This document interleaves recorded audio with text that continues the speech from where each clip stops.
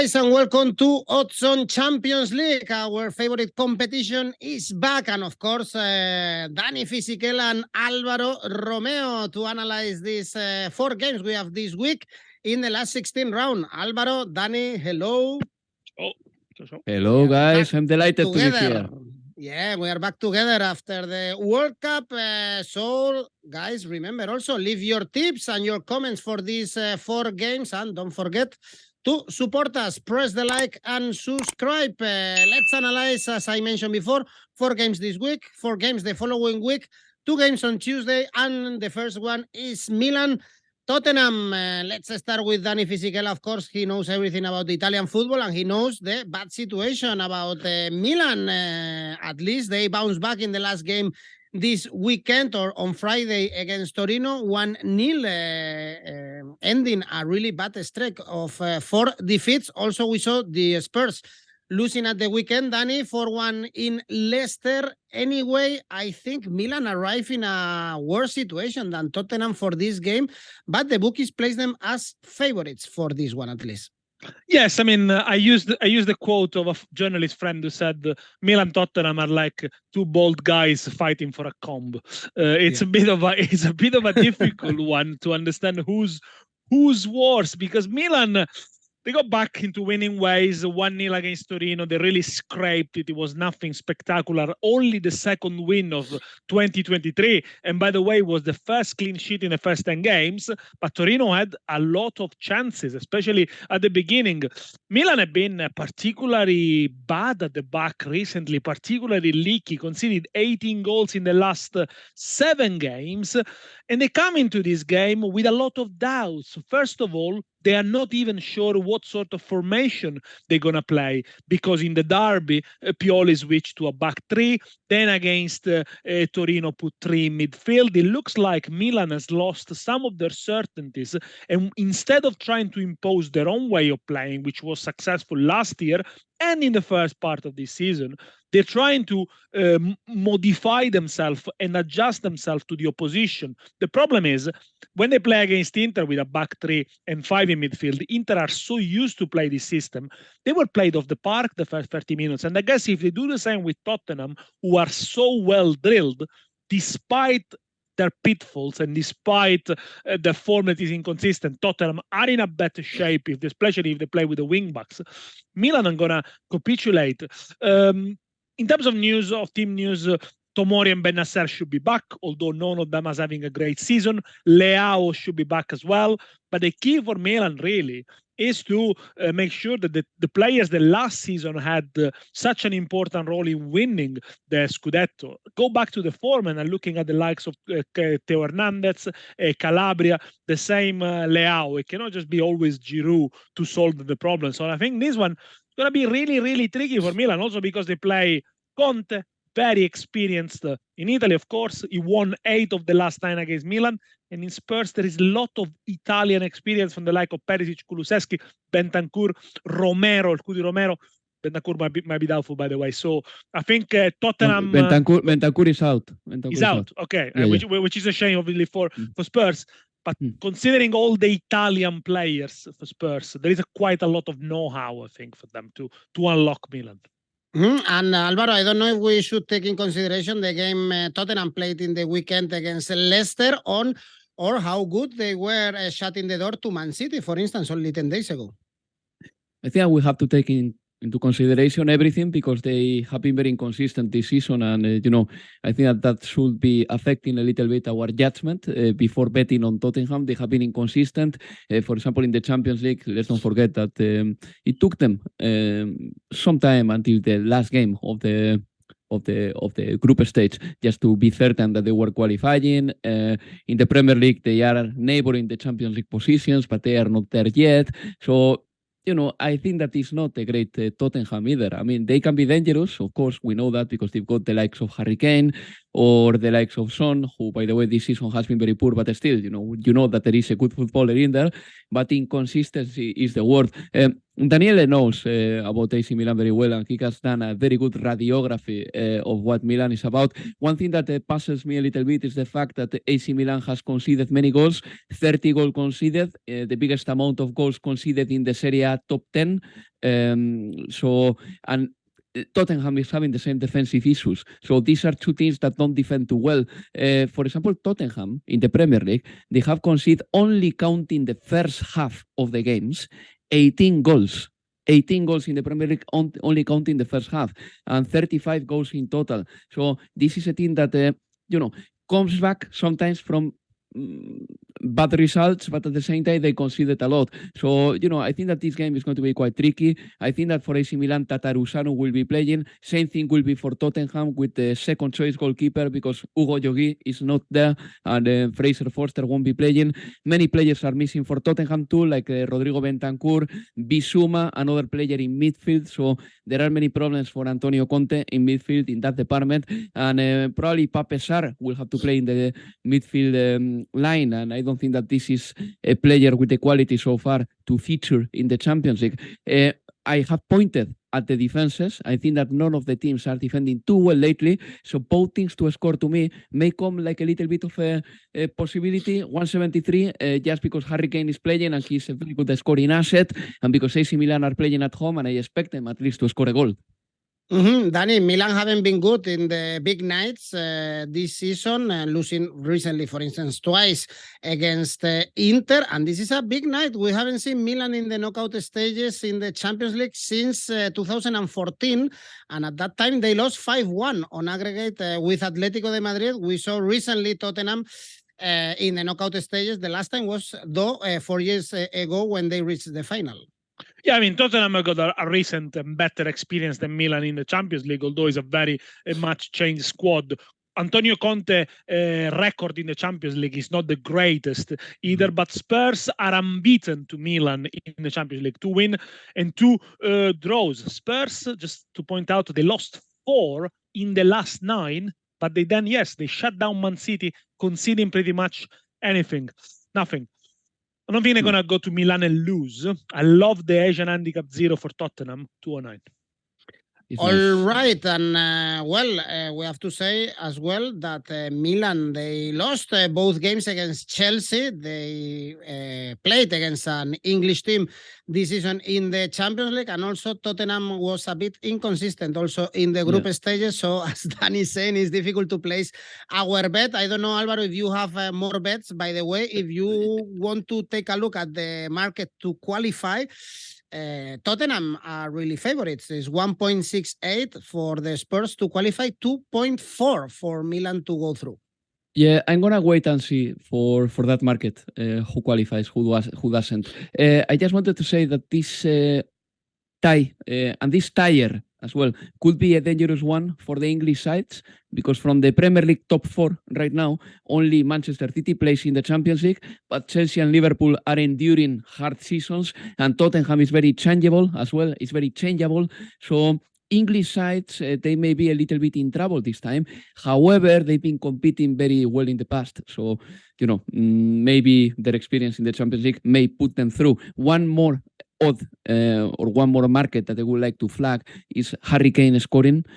I know that the individuals market sometimes are a little bit risky when it comes to these high places in the, or high stages in the Champions League, but still Harry Kane to score 2.4, considering that he's the one who's taking the penalties and all that. Well, I think that the odds are pretty decent. Well, Tottenham, they are favorites to go through, but to be honest, the bookmakers for this game, they don't have a clue as well. Milan are slightly favorites, but everything pays exactly the same, more or less, in the outright market. Also, over or under 2.5 goals pays the same. And both teams to score, yes, 1.8. Both teams to score, no, 2.15. So it's very balanced, as Dani said. Both teams are blind, no? The one with one eye, as we used to say as well, will win this tie. And on Tuesday, we have the best one, probably the best tie in this last 16 round. PSG, Bayern Munich with PSG in crisis. We saw them again losing in Monaco, 4 defeats after the World Cup. There were some problems in the dressing room. They are playing, of course, Bayern Munich, and this is always a big thing when it comes to Europe. The good news, Alvaro, is that Messi and Mbappe, they should be ready for this game at least.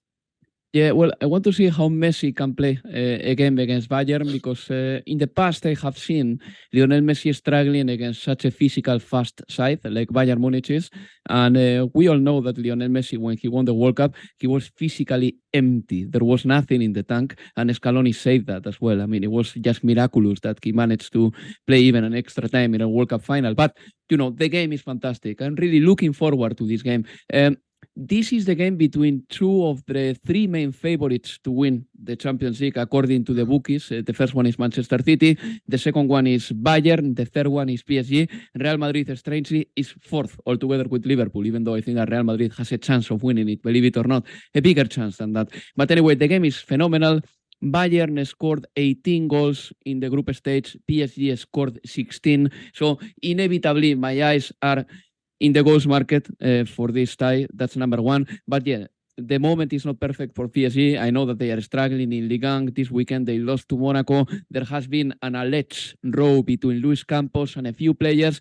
The good thing is that Mbappe is training and he's going to be back. Lionel Messi seems to be back as well for the game.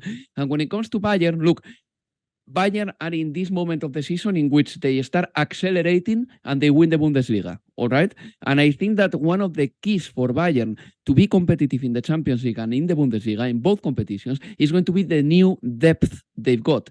They were very clever doing a few winter signings. In my opinion, they were necessary because Bayern squad was a little bit short and they got themselves the likes of Dali Blind, who is going to come and help for sure, or the likes, for example, of Jan Sommer, who is right now the number 1 choice goalkeeper because Neuer is out for the rest of the season. Bayern also has their internal issues with an interview in which Neuer said that he was very disappointed that the goalkeeping coach was, demoted, number 1, and then sacked by Bayern. But all that said, I think that the PSG's problems are bigger. And for this game, it's difficult for me to say, but I could go for something like the goals market, over 1.5 goals in the second half, 167. Or maybe I like the combination of a double chance for Bayern and over 2.5 goals in the game, which pays 2.4. Well, as you can see, the goals are for me the key in this very interesting game. Both teams are under pressure, Dani, because, of course, the Champions League is the target number 1, even if Bayern, they are still alive in the Bundesliga and in the Cup. PSG, they are out of the Cup. We saw this game also a couple of years ago on this tie, and was one of the best we've seen in the last 5 years, perhaps. Yeah, that was the game where Lewandowski was absent due to injury, and Bayern had so many chances, couldn't take them. I think with Lewandowski, they would have gone through. But yeah, it was a fantastic game. But actually, that defeat 1-0 to Bayern for PSG in 2021 is the only game they didn't score at home in the last 32 Champions League games. And having said that, PSG recently has beaten Bayern 6 times in the Champions League, so it's a big achievement for them. No other team has done so well. The issues with PSG is that despite with Galtier having improved, and I think they got more patterns of play, they got more of a style that is more coherent with the strength of the team. And I think they're nowhere near full strength, and they're nowhere near a solid unit. It is a very, very leaky team. Since the restart, since the World Cup, they've already lost 4 games, only 2 clean sheets in the last 11. Against Monaco, if it wasn't for Gigi Donnarumma, they would have conceded 5 or 6. There are a few key players, especially at the back, Marquinhos, Ramos, Kimpembe, not in great form. Obviously, if Mbappe is fit, if Mbappe starts, is a game. If Mbappe is not there, check the odds. I'm sure they're going to shift, they're going to change a lot. Bayern, for all their troubles that Alvaro explained well, not only the problems with Neuer and the goalkeeper coach, they're still on course to win the Bundesliga. They still had very good games recently. Yes, they restarted the year with 3-1-1, but if you look at the numbers, also the individual numbers, they're really good. Musiala, 14 goals, 9 assists. Gnabry, 10 goals, 3 assists. Probably what Bayern Munich is struggling this season is converting the chances. They're not very good at taking the chances. If you look at the number of expected goals or expected goals for big chances created, is quite low compared to last season because they don't have the focal point of Lewandowski, who was sticking them on the back of the net. Mane, by the way, is injured for this one as well. So that's where could be the margin for Bayern. In such tight games, if you don't take your chances, you might end up in the losing side over the 180 minutes or more. But again, as I said for Tottenham before, I think Bayern are favorite. I don't think they're going to go to the Parc des Princes and lose. So I'm going to be for a conservative one, which pays so well. Bayern Asian handicap 0-205. If they draw, you get your money back and you can put another bet on the second leg. I really like this one. Actually, the odds are basically the same for PSG to win, 2.8, Bayern Munich to win, 2.75, but to qualify, Bayern are really favorites, 1.7. But Dani made a point. We saw Bayern Munich playing with Choupo-Moting and Müller against Bochum this weekend. This is going to be very important, of course. The absentees they have up front, but overall, I guess, Alvaro, we should place all Bayern Munich as favorites, especially because PSG, they arrive in the worst moment of the season. Again, when we arrive to February, it looks like the team starts to go down.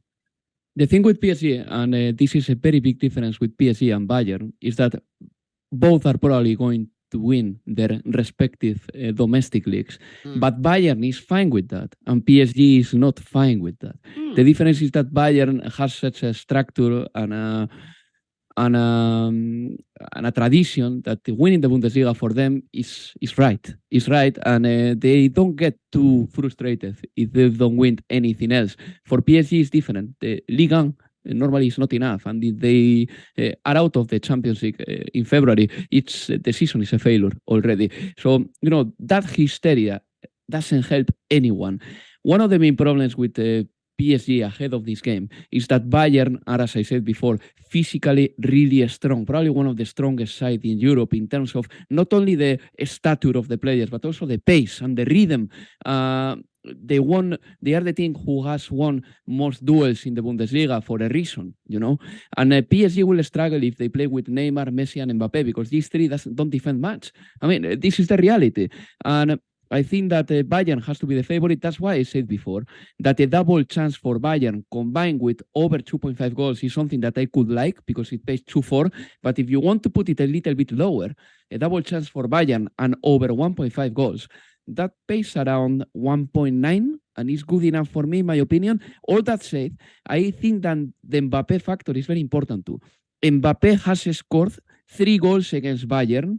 He's always dangerous against them, and him to score pays 2.1. So even if I consider Bayern favorite, I think that in a counter-attack, Kylian Mbappe can do it. So don't write that off either. If he's fit, if he plays, Mbappe to score doubles up your bet, and it's a pretty decent bet as well. Well, if Bayern Munich are out, I think Nagelsmann would be also under pressure because last season when they were knocked out by Villarreal, he was heavily criticized. He was especially, I think, a bit cocky, we can say. And even if this time is PSG, I think also Nagelsmann is not going to be enough for him to win the Bundesliga or perhaps this year the Cup. If someone wants to take a look at the goals market, they have to go high or be a surprise, for instance, and go for an under 2 goals, for instance, because over 3 goals pays 1.88, of course, with all the quality that is in the pitch. The bookies expect goals. Dani is going in both games for the away team, Asian Handicap 0. You have to take in consideration, by the way, of course, that there is no rule of the double. Exactly. If they score away, it counts exactly the same as if they score at home. Then on Wednesday, we have two more games. Borussia Dortmund-Chelsea is the most interesting one. And here, Dani, we have Borussia Dortmund very strong in the Bundesliga, 6 victories in a row. They've won everything since the football resumed in Germany. And we have Chelsea with all the problems, despite all the acquisitions they've made in winter, but still with a lot of injuries. We have Borussia Dortmund slightly favorites, but be careful with this one also, because I am not really convinced about Borussia Dortmund either. Chelsea is basically a new team, and I think they're going to be very difficult to scout or even to prepare for, because you don't know who's going to play, how will they play. They got so many new players. So it's going to be, that's what I think the challenge for Borussia Dortmund is, to understand who's playing and how they're going to be playing. I think it's interesting to see how Chelsea adapts to all these new signings, but it won't happen overnight. So Borussia Dortmund, in this case, they could be favored because they know their own structure, they know their own task, and they can stick to it. Now, surprisingly, Borussia Dortmund is very good at home in the Champions League. They only lost 4 of the last 21, but of these 4 defeats, 3 were against Premier League sides, and has never won any of the last 10 games against English opposition in Europe. So that tells you that being the second team of Bundesliga, sometimes it's not good enough to beat the third, the fourth of Premier League. I think this is a quite striking stats, really, for Borussia Dortmund, who are always on the verge of winning something, but they never do. They never accomplish, really. And this season, I was really impressed with the way they played at Manchester City, for example, the way they counter-attack and how balanced they were. But in the end, they were defeated by 2 solo goals from Haaland. Very good domestic form, as you mentioned, and they have got players, young players in good form: Bellingham, Adeyemi, Brand, Guerrero. Also, Sebastian Haller is back from injury, so they have got a bit of depth in the squad as well. For Chelsea, as I said, they are unpredictable. They only won 2 of the last 9. Against the top 4 in the Premier League, so far they played 6 games. They only collected 1 point, and they were outscored 10-1. They're basically a mid-table side. You have to think about, this is the 8th of the 9th on the Premier League, which in previous years could have been the Aston Villa or the Wolverhampton of the situation, going to a Champions League tie. But they're full of great players. So in terms of form, if you base on the domestic form, there should be no match. Why would they improve out of a sudden? I don't think they would. I think it will take a little bit of time, but on a knockout competition, they could be really dangerous. They only won 5 games in the Premier League under Graham Potter, by the way. Things will improve, depends how much time is going to be given. None of these teams, I think they are extremely solid defensively. If I'm not wrong, I think Borussia Dortmund only kept 1 clean sheet in the group stages. I'm going to go for over 2.5 goals, 199. And also they concede a lot of goals in the Bundesliga. And talking about the pressure, Alvaro, Tuchel was asked after a defeat in the Champions League in Zagreb. I think it's going to be key for Graham Potter also to win this tie. Otherwise, being in mid-table in the Premier League and out of the Champions League, he will be in trouble. Let's see. I think so. And I really like the analysis of Dani on Chelsea, because it's true. I mean, how dangerous is it that you are in February and you are still work in progress? How dangerous is it? The thing with Chelsea is that we don't know what they are. I mean, and they have spent over 400 million between summer and winter, and no one is very excited about the squad they've got. I mean, if Real Madrid, if Barcelona, if Inter spends 400 million, believe me, the fan base is going to be very excited about it. Chelsea fans, they are still getting to know their players. They don't know how good they are. And the truth is that I think that Chelsea had the top squad in 2021 when they won the Champions League with Thomas Tuchel. Well, the other day against West Ham United, last Saturday, there were 8 changes between the team that started in the Champions League final in spring 2021 against Manchester City and the team that started on Saturday against West Ham. plus a new manager. 8 changes to that fantastic squad, to that very good lineup. So this is Chelsea right now, in the middle of the season, with many new players, so many that some of them, they are out of the Champions League list because Chelsea only could register João Felix, who, by the way, is working, Mudryk and Enzo Fernandez.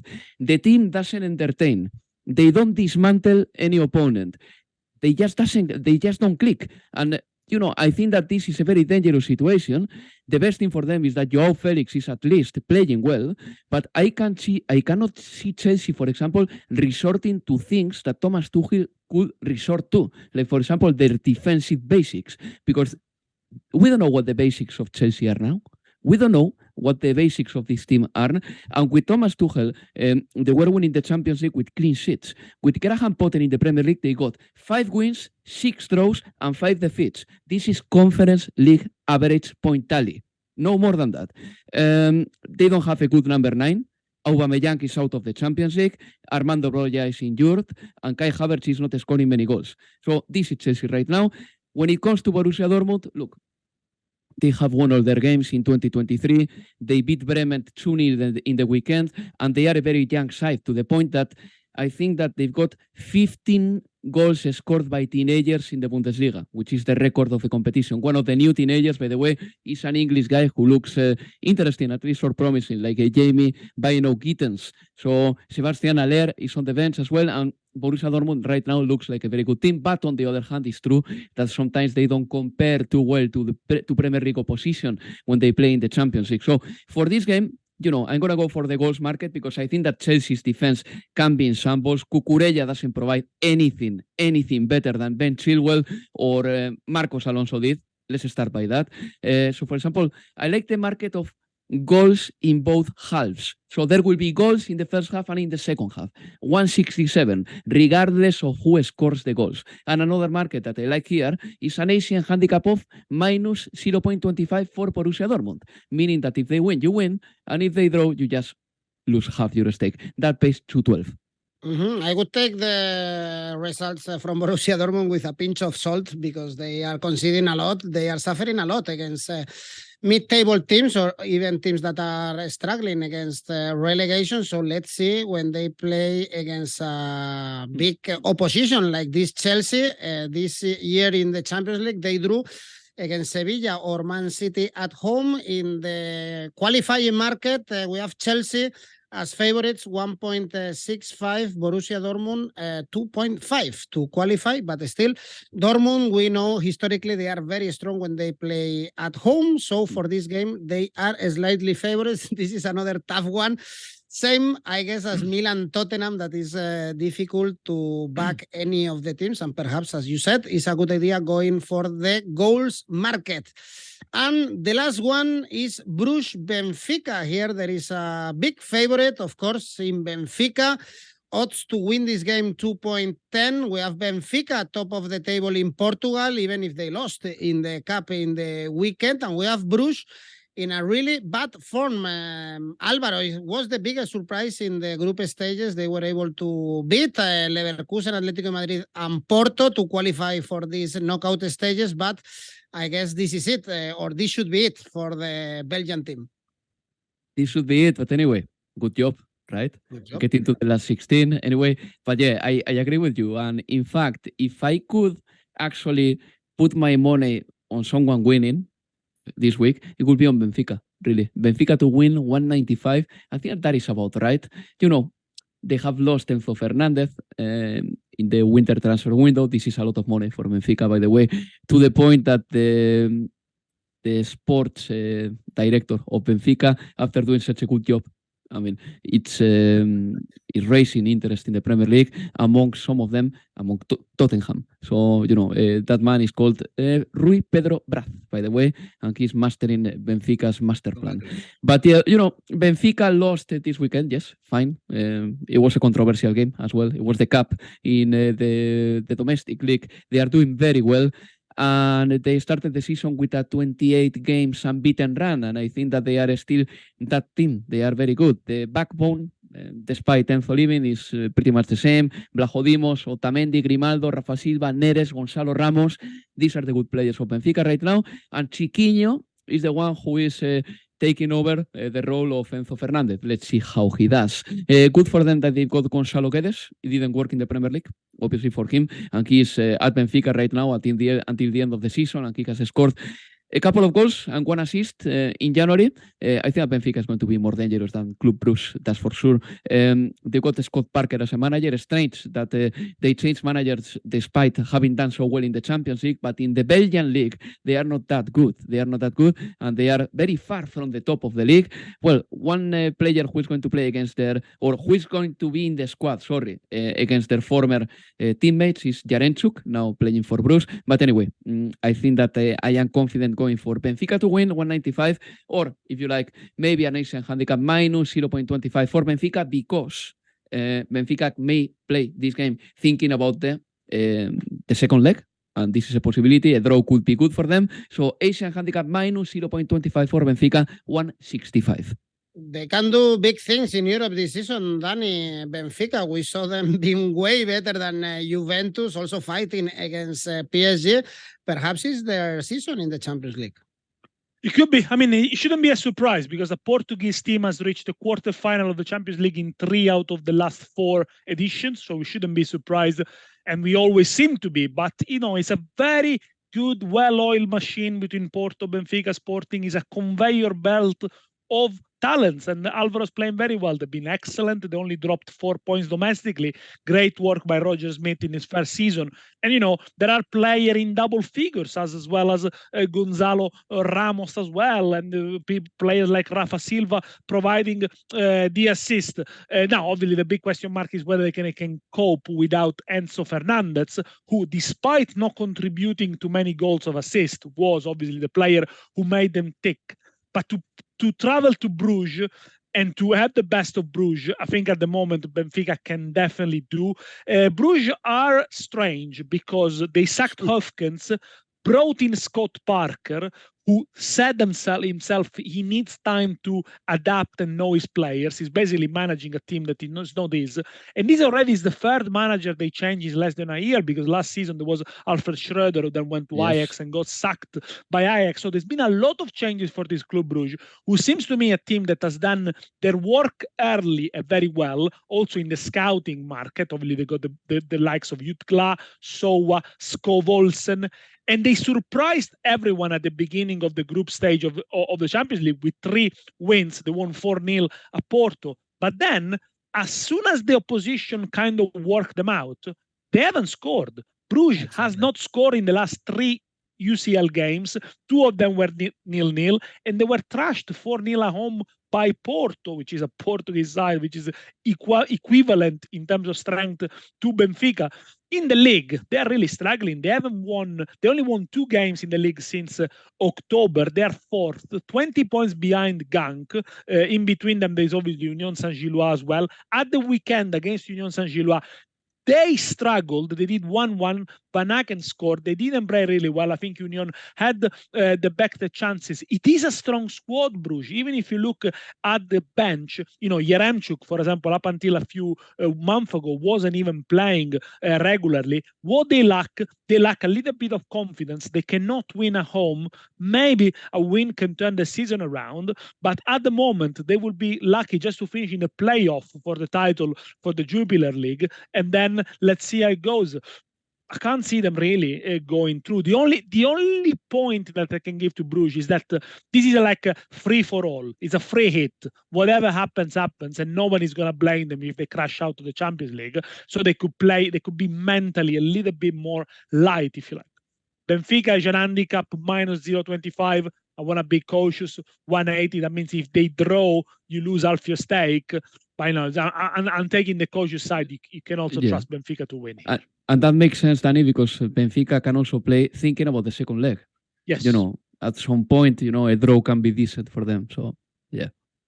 There are very good odds, actually, for the away teams in this week. They are, of course, the top of the group stages. They top their group stages. But I think for Tottenham, Bayern Munich, Chelsea, and Benfica. We have good odds, and most of your tips actually go in this direction. I want to know also what our audience think, if they are also gonna back the away teams, or perhaps we see some surprises, or no one can rule out, of course, PSG, for instance, out of the quarterfinals. By the way, Bruges, the only game where they conceded goals was against Porto. That 4 goals against Porto, exactly, 4-0 at home, but they only conceded 4 in the group stages. They kept 5 clean sheets. Yeah, but Mignolet in the first game against Leverkusen was amazing. That speaks so well of Atlético de Madrid. Eh? Yeah. It's a great testament to their season. Exactly. Well, these are the 4 games we have this week in the Champions League. Let's go with your safe bets, Alvaro. Which one is your favorite one? I think you will guess it. Asian handicap minus 0.25 for Benfica. We all like Benfica. And Dani? Antonio Conte in his return to San Siro is not going to lose. Milan Tottenham double chance X2 157. He's all right, no? Already after Let's see. Surgery. Let's see. It's still to be confirmed whether he'll be there. All right. And Alvaro, Yoraka? Yeah, Asian handicap minus 0.25 for Benfica, over 2.5 goals in PSG Bayern, and over 2 goals in Dortmund Chelsea. Altogether, 366. And Dani? PSG Bayern Munich under 3.5 goals. Borussia Dortmund Chelsea double chance X2. Brugge Benfica both to score no. Total odds 491. Well, the Champions League is back. We have plenty of options to place your bets. I hope you enjoy the video. Just press the like, of course, if you do enjoy our videos. And don't forget to subscribe. See you next week for the Champions League. Ciao. Bye-bye. Bye-bye.